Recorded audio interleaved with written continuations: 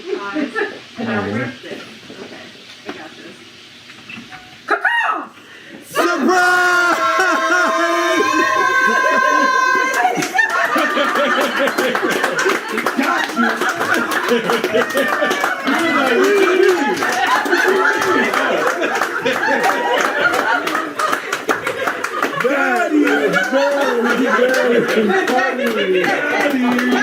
He was like, what the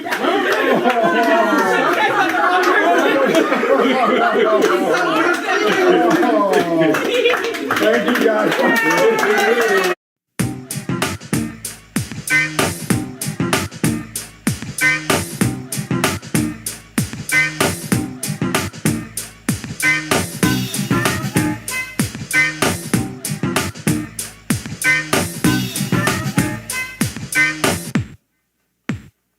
Time to get funky and radical hip as I get to the point. Rock this funky joint. Happy birthday to Glynn. Happy 65.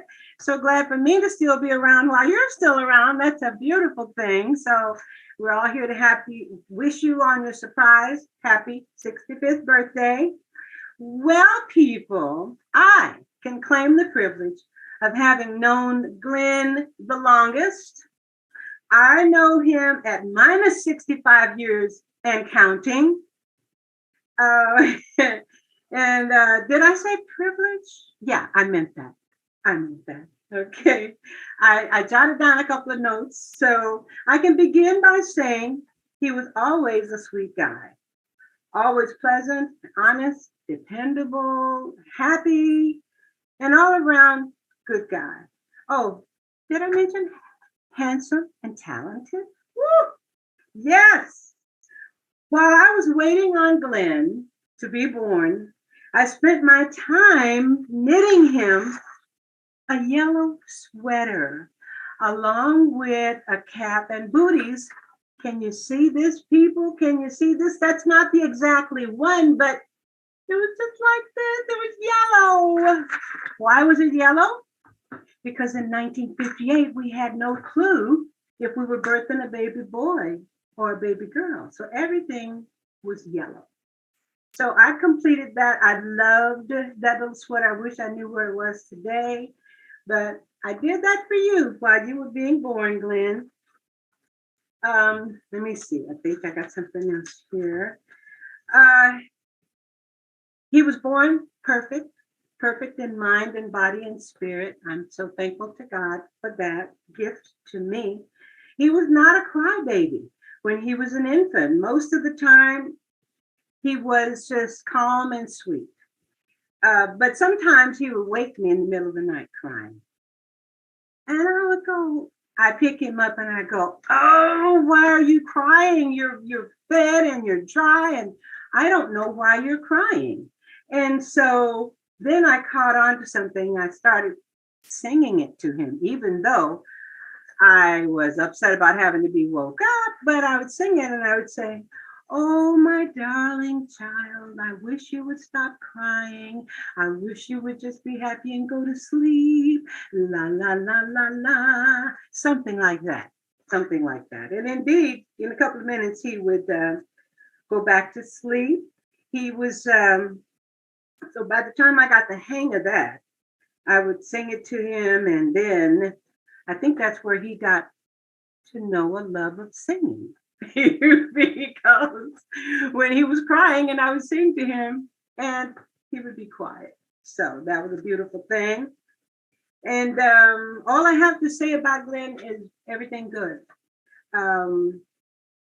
His Aunt Fanny, my sister Fanny, named him, including how to spell his name. She named him. Glynn was my mother's first grandchild. And she was crazy. She loved her some Glynn. And Glynn was crazy about his grandmother.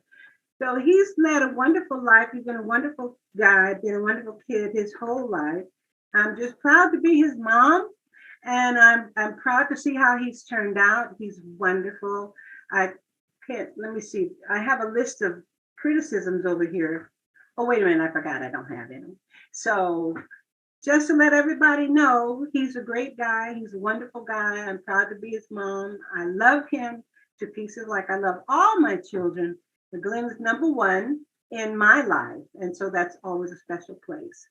God bless you, keep you safe and well, and you take care of yourself. And signing over and out, your mom.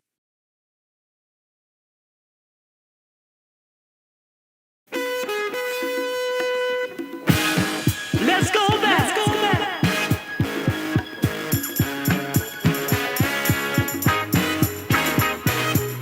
Let's go back.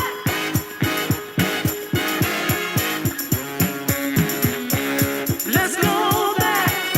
Relive the story about day one.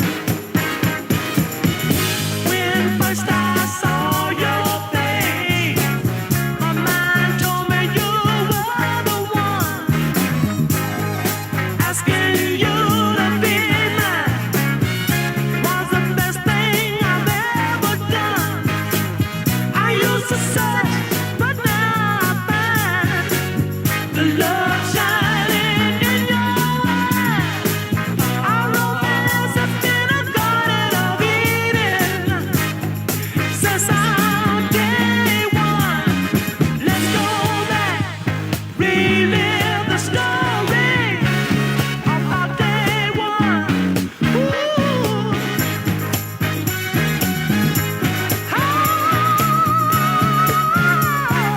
Let's go back, relive the story about. It's astounding. Time is fleeting. Madness takes its toll. But listen closely. Not for very much longer. I've got to keep control. I remember doing the time war, drinking those moments when the blackness would hit me and the void would be calling. Let's do the time war again. Let's do the time war again. Yeah, the devil knows them all. Bootzella's here. The world's only rhinestone rock star doll baby mama. I wanna be your toy. I wanna play for you, mama. Yeah, the devil knows them all. Created by Funk Attack Incorporated. Make us a funky place to play with. Wind me up. Baby, here I am, I'm a man behind the scene. I can give you what you want, but you got to go home with me. I forgot some good old love, and then I got this some in store. When I get through throwing it on you, you got to come back for more. Boys and things will come by a dozen, but that ain't nothing but God's don't love it. Pretty little thing living like to count, cause mama, I'm sure hard to count.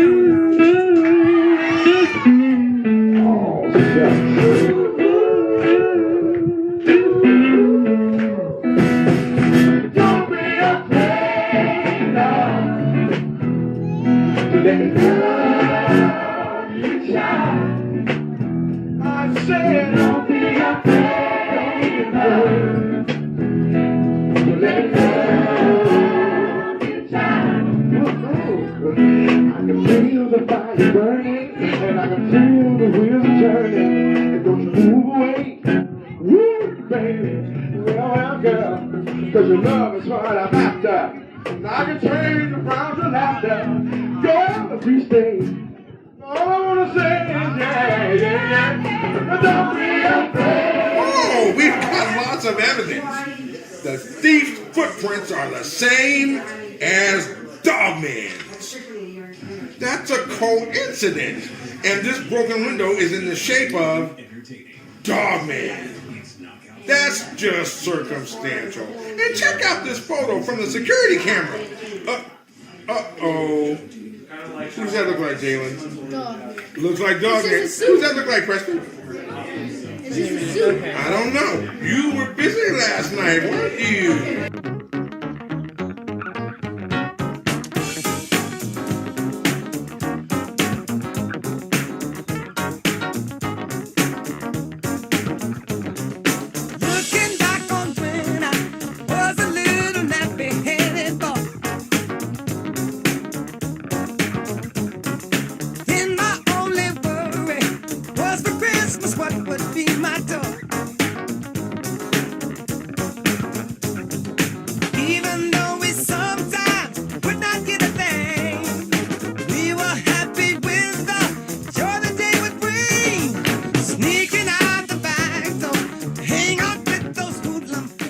Hello, Whitney Clan. Yes, it's me.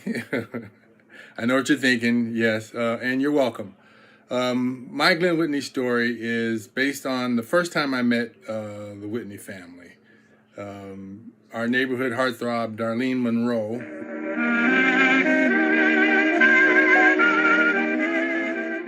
Darlene Monroe, who was absolutely gorgeous, came over and told us about this new family that moved across the street from her, and how wonderful they are, and how she thought we should like to meet them. Of course, me, being a Leslie, thought, who could surpass my family? And to my surprise, I met the members of the Whitney family. I think it was Phil and Nick who I met first, and then Ray, and the adorable little girls, and then I met Glynn. And my story with Glynn was, I looked at him and I felt kind of like Val Kilmer in Tombstone. Should I hate him?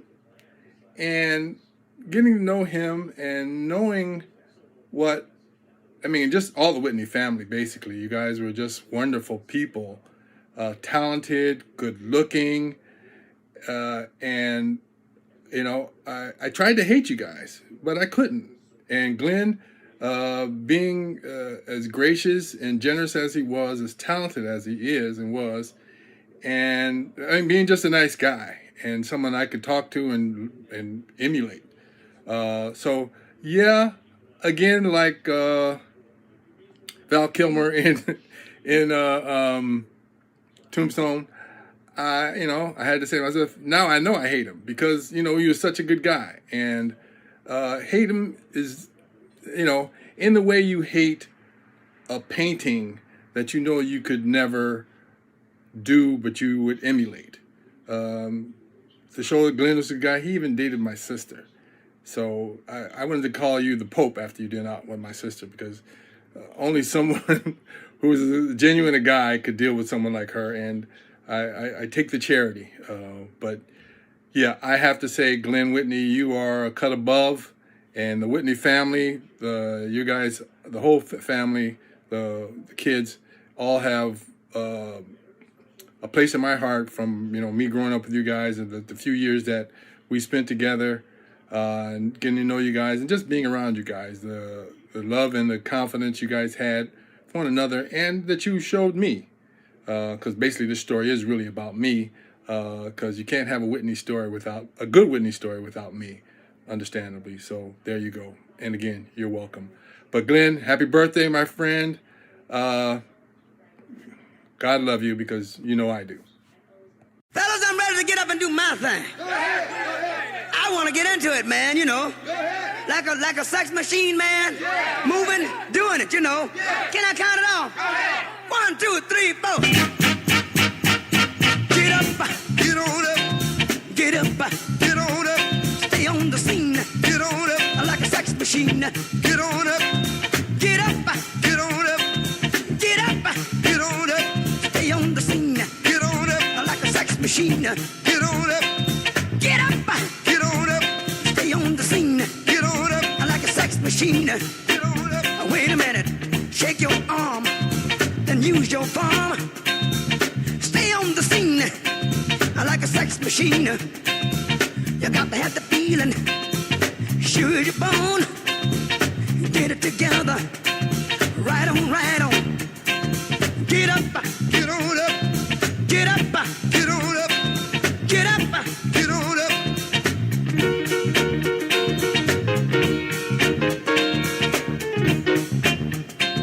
Ha!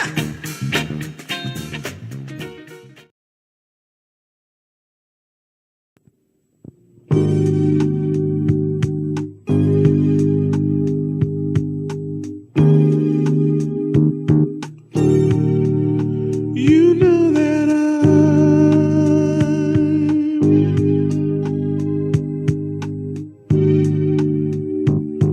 I'm thinking about loving you. Can't see that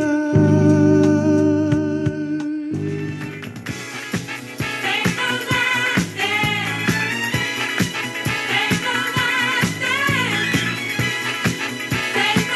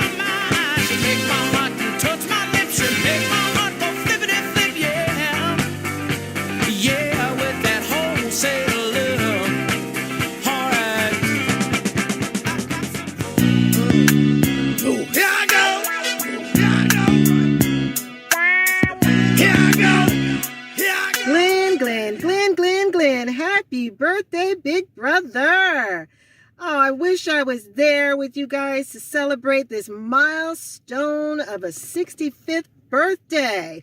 What a great time you guys are having, I am sure, without me.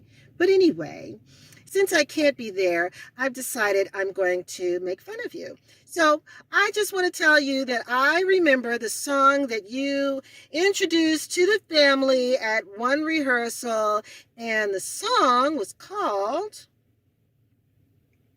Everybody's Dancing. Remember that? Well, let me see. What had happened was you had introduced that song, and then when you sang the melody, everybody just kind of went, no.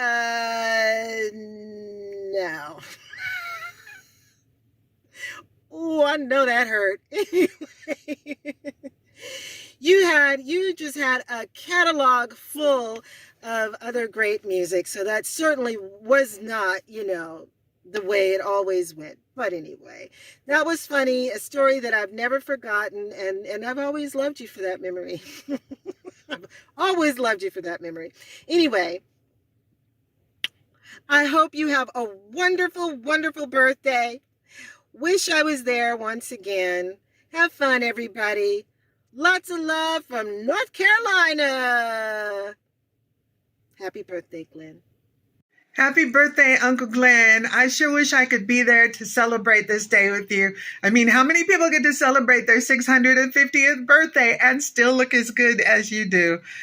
Anyway, I so appreciate you being my brother, but more than I appreciate you being my brother, I appreciate you being my friend, because the friend is what you got to choose to be. And brother, luck of the draw, as we all know.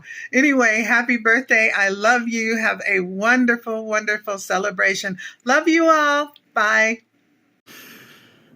Hey, Uncle Lex here, Uncle Glenn. Woo woo. What's up with you, sir? Well, I just wanted to come here and, wish you a happy 35th birthday. Your agent in reverse, player. Nah, but Uncle Glenn, I just wanted to come here and wish you a very happy 65th birthday. I want to let you know just what you have meant to me in my life. Just you, in all seriousness, you were the first father figure I ever had in my life. You have done everything to try to relate to me, whether it be hopping on video games or giving me conversations that I needed as a young kid, because I didn't have that guidance, that male figure in my life at the beginning of my life. And I can't tell you how much it has meant to me to see you grow as a man, even through your own trials and tribulations. I've watched you be a fantastic father. And I've seen you come through on top. I'm glad. I'm very proud to be your nephew. Heck, there were times in my life, and I never told you this, where I wanted to call you Dad, because that's what I saw you as.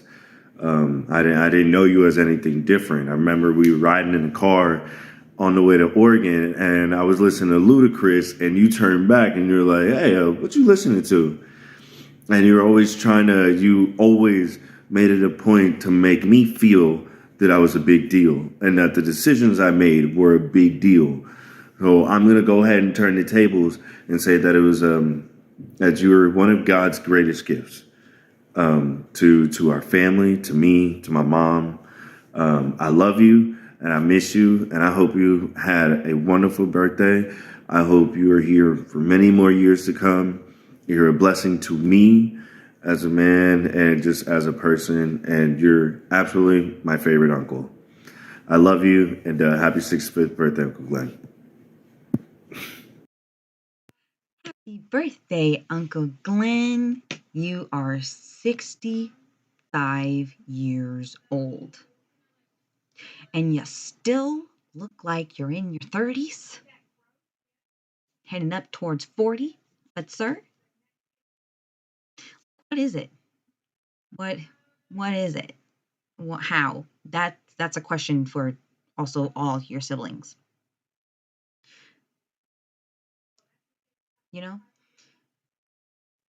Uncle Glynn, I want you to know something.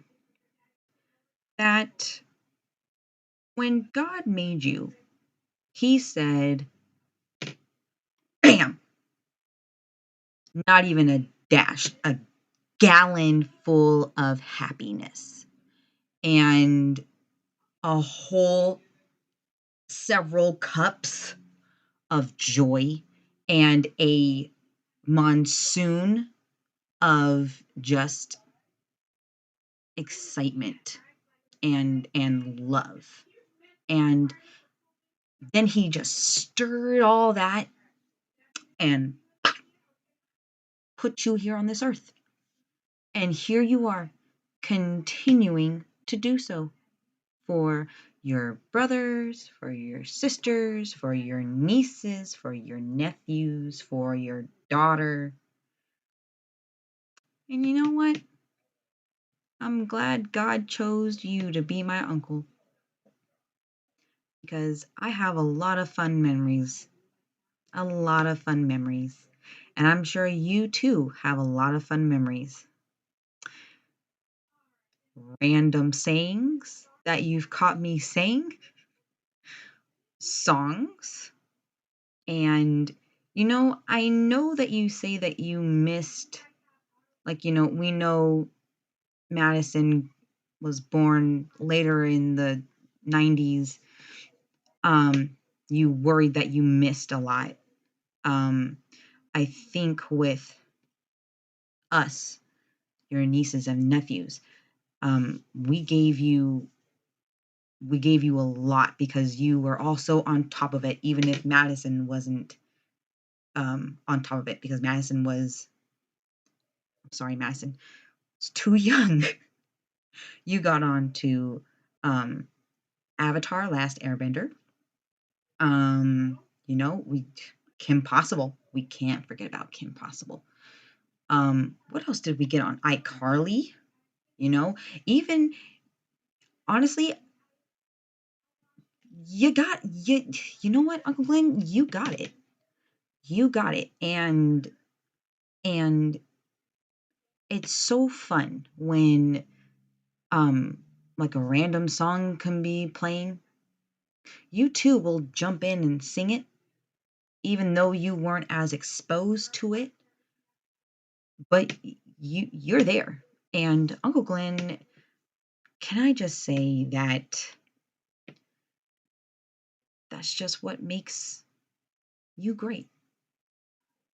I personally am just always happy to know that whenever I say something that is worthy of you knowing it, because sometimes I'll just be like, that was dumb. Other times I'm like, Uncle Glynn needs to know this. Go Jason Waterfalls. And you know what? I'm not the only person that's heard that, but still, you're welcome. Misheard lyrics and just random Looney Tunes. Uncle Glynn, you and I can go on and on about Affy Duck and Bugs Bunny. Uncle Glynn, thank you for being you. Thank you for all the timeless laughs. Thank you for all the fantastic memories. And Uncle Glynn, I would like to say that you deserve 65 more years plus that. And many, many more. I love you. Happy birthday.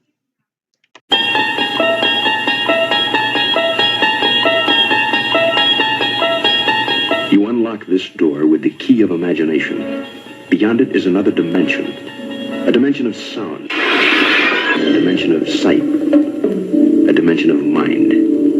You're moving into a land of both shadow and substance, of things and ideas. You've just crossed over into the Closet Zone.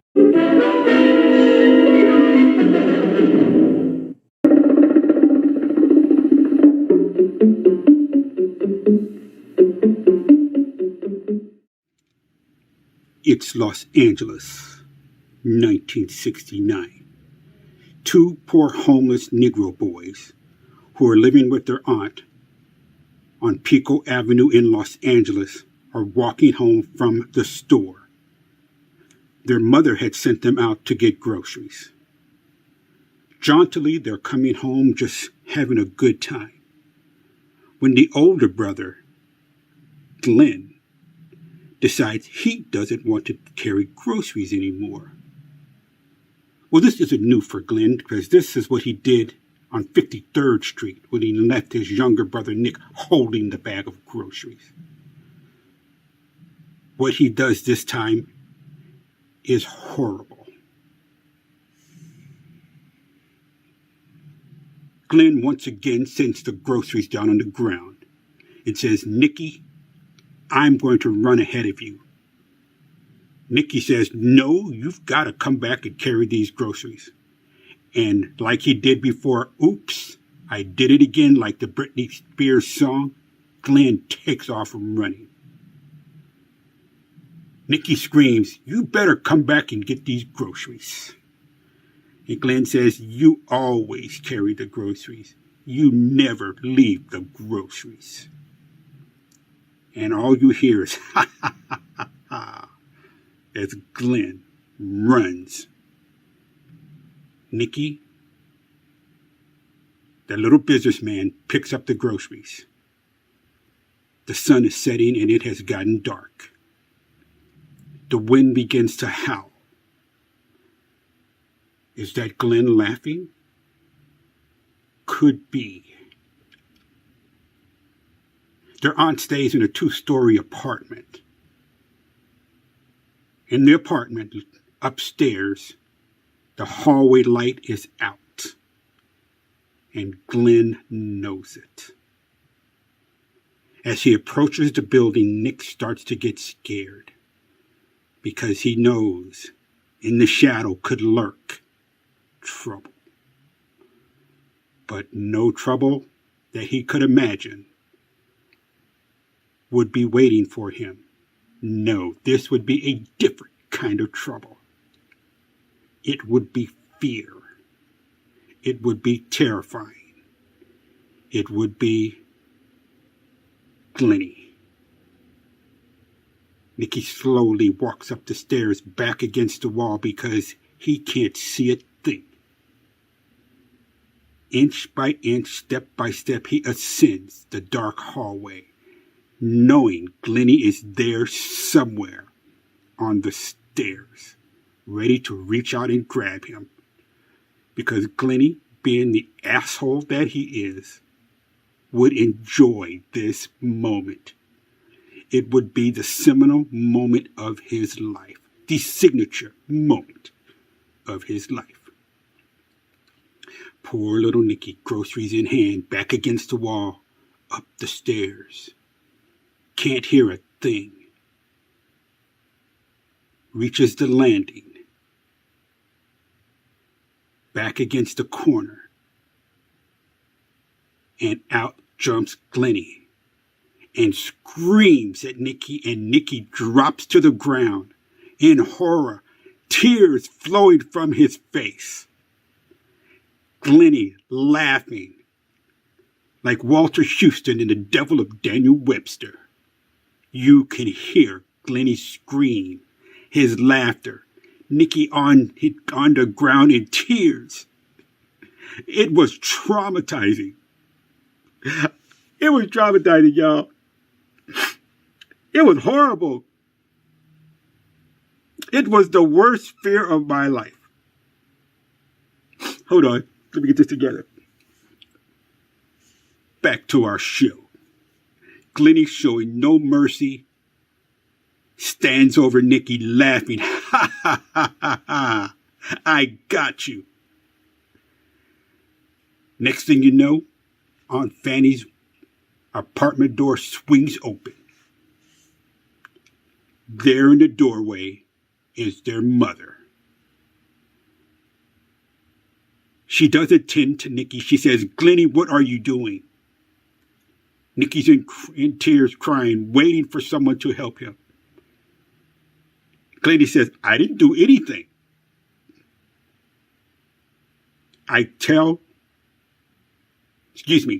Nikki tells Mom what he did. She looks at Glynn and says, Glynn, I'm so disappointed in you. You forgot the butter. Thank you for watching this edition of The Closet Zone.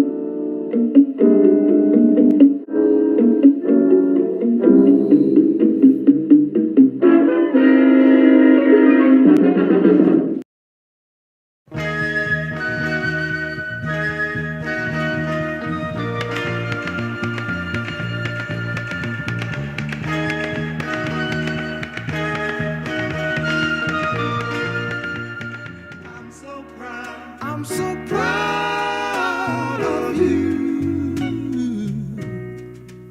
You're only one fella's girl,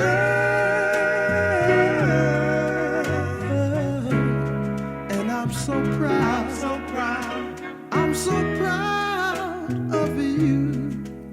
I'm so proud of being loved.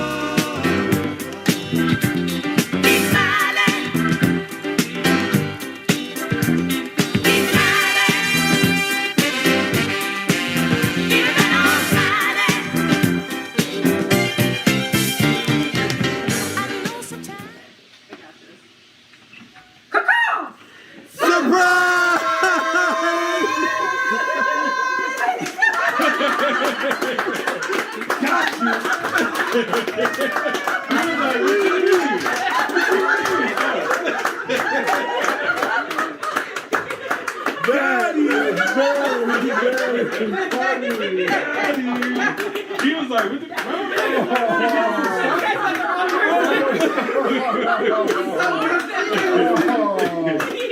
Thank you, guys. I just like how he did not believe it was real. Yeah, he just was like, surprise, man, yelling at, oh. That was good. Oh my God, that's so daggone. It was just the prolong. Yeah. What are you, man? Oh. You did a good job today. You didn't get that a word. Oh my God, you guys, that was very good. That's funny. Thank you. Sorry. That was very funny. I just love your reaction. You sitting there like, why y'all looking at me while you saying it? And then it was See, now I don't know why I have tears. This is not good. It's because it's a surprise. It's not good. It's just an authentic surprise. You know it's going to be a surprise. And I knew it was coming. Right? It's not even my birthday. We screamed surprise and you were like, oh, jeez, oh. Oh, these are COVID tears. I'm happy to get out. Right? You don't understand. It's good. My tear duct. Yeah, my tear duct squirted. How sweet. You're surprised. But that's cute. Right. And then now birthday. Okay, I got this. Caw-caw!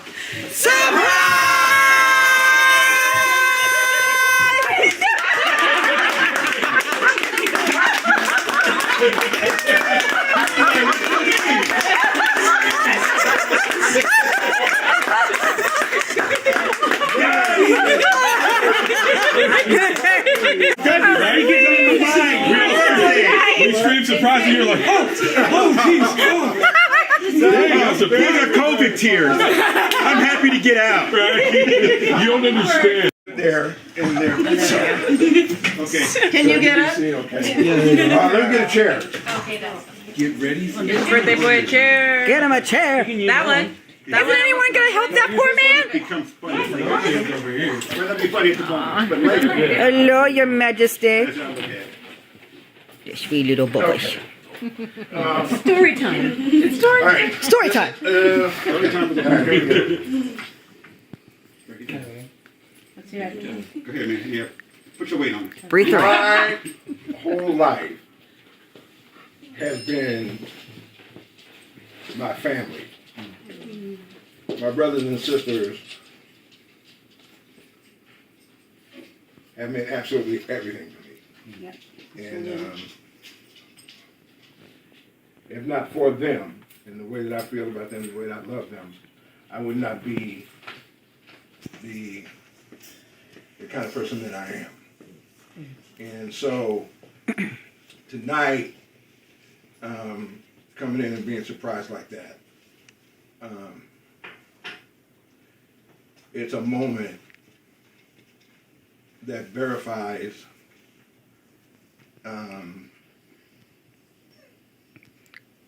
your life. Everybody wants to be appreciated like this at a particular time, a particular day.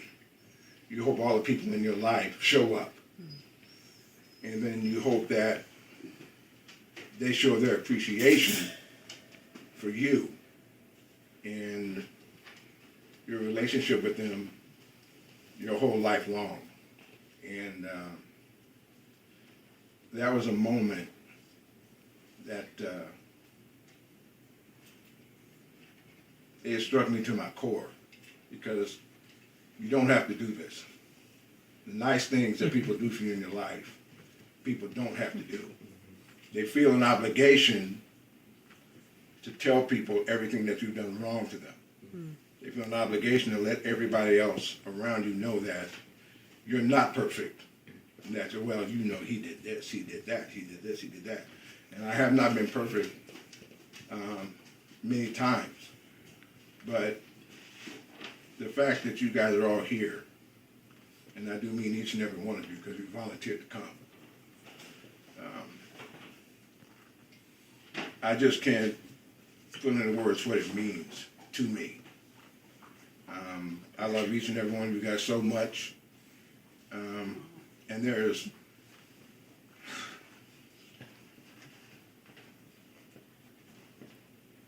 nothing I'm not going to show up to for you guys. If you call me and you want me there, I'm going to be there. And I'm going to get there. Because you guys mean that much to me. And what you guys have done for me today is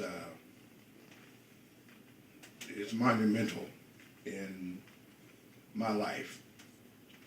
Simply because you didn't have to do it. And I had one other surprise party in my life.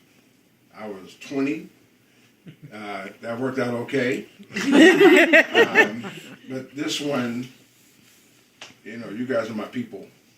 And it wouldn't matter if there was 100 people here or 1,000 people here and people I did not know. The only thing that would matter is that you guys were here. And I want to thank each and every one of you from the bottom of my heart. We love you. Happy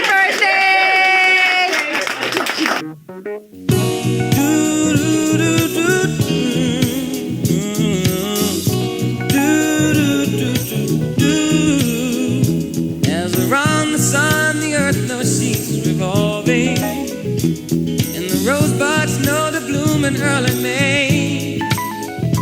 Just as hate knows love's the cure, you can rest your mind assured that I'll be loving you always. As now can't reveal the mystery of tomorrow, but in passing we'll grow older every day. Just as all that's born is new, you know what I say is true.